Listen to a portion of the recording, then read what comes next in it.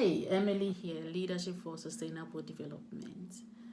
So, I have made a previous submission about diversity and inclusion in terms of working on some projects within sustainable development.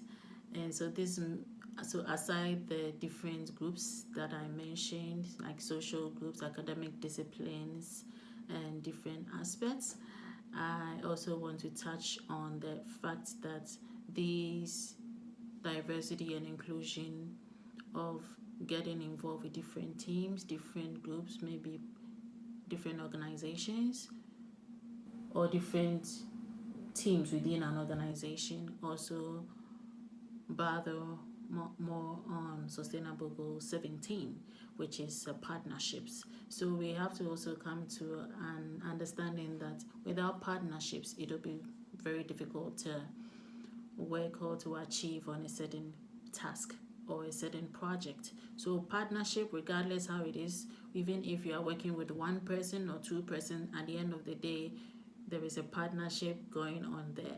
So now we want to delve a little bit more into this style of achieving or executing projects and how the leadership style can manifest in this.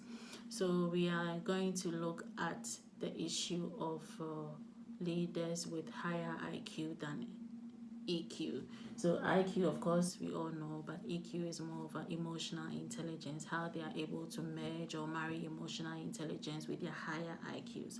I'd like to also say that people who are more IQ oriented and task oriented fall more in managerial positions because they are very task oriented. Not all managers have high, not to say that people with high IQs are all managers. Of course, there are very good managers who have a very good blend of higher IQ and EQ.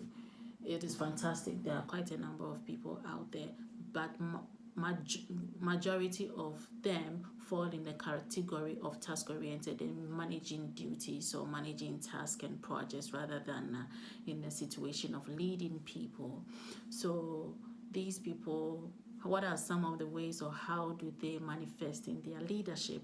One, they are quite task oriented, as I have said, and because they are task oriented, they base on fact, they base on numbers, they based on past numbers, past digits, quantitative. They look into it from a quantitative perspective. So